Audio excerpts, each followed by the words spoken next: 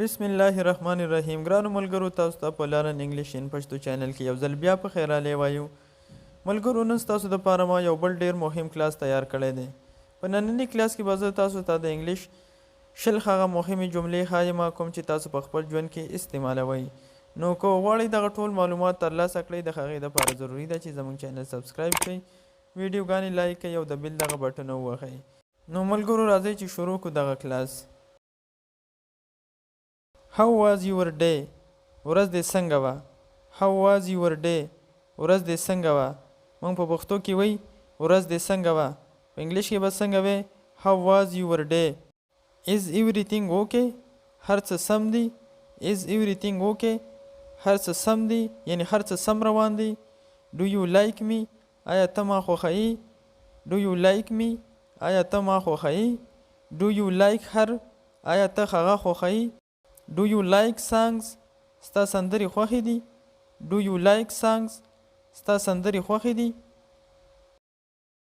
What do you do? ته څه کوې؟ که موږ چاته د یو کس نه تپوس کوو چې ته څه کار کوې یا ته څه کوې، نو په انګلیش کې ورته څنګه وایي؟ What do you do? Are you learning English? آیا ته انګلیسي زده کوې؟ Are you learning English? آیا ته انګلیسي زده کوې؟ What is the problem? څه مسله ده؟ What is the problem? څه مسله ده؟ موږ په پښتو کې وایي چې څه مسله ده. په انګلیش کې به څنګه وایي؟ What is the problem? What is the matter? څه معامله ده؟ موږ وایي څه معامله روانه ده. په انګلیش کې به څنګه وایي؟ What is the matter? How was your day? ورځ دې څنګه وه؟ How was your day? ورځ دې څنګه وه؟ Why are you studying English? ته انګلیسي ولې زده کوې؟ Why are you studying English? ته انګلیش ولې زده کوې؟ Do you need any help? آیا تا ته د څه مدد ضرورت شته؟ Do you need any help? آیا تا ته د څه مدد ضرورت شته؟ How are you feeling now? اوس څنګه یې؟ موږ د یو مریض یا د یو بیمار نه تپوس کوو اوس څنګه یې؟ په انګلیش کې ورته څنګه وایي؟ How are you feeling now? Who is that fellow? Who is that fellow? هغه ملګری څوک دی؟ Who is that fellow? هغه ملګری څوک دی؟ How far is your home? ستاسو کور څومره لرې دی؟ موږ وایي ستاسو کور د دې ځای نه څومره لرې دی. په انګلیش کې به څنګه وایي؟ How far is your home? Are you married? آیا تا واده کړی؟ موږ په پښتو کې وایي تا واده کړی. په انګلیش کې ورته څه وایي؟ Are you married?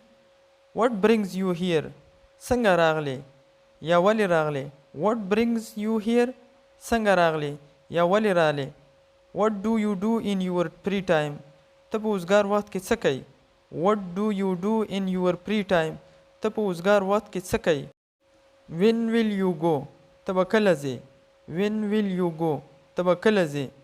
When will you come? ته به کله راځې؟ When will you come? ته به کله راځې؟ What is it all about? دا کار د څه باره کې دی؟ What is it all about? دا کار د څه باره کې دی؟ Why do not you listen? ته ولې نه اورې؟ موږ په پښتو کې وایي ته ولې نه اورې لکه دا خبره. Why do not you listen? ته ولې نه اورې؟ Who are you? ته څوک یې؟ Who are you? ته څوک یې؟ What are you doing? ته څه کوې یا ته څه کار کوې؟ What are you doing? ته څه کوې؟ I am a teacher. زه یو استاد یم. I am a teacher. زه یو استاد یم. ملګرو، دا زموږ نننی کلاس په کوم کې چې تاسو ته موږ د انګلیش شل هغه مهمې جملې وښودې.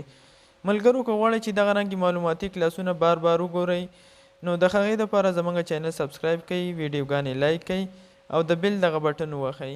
د الله په امان.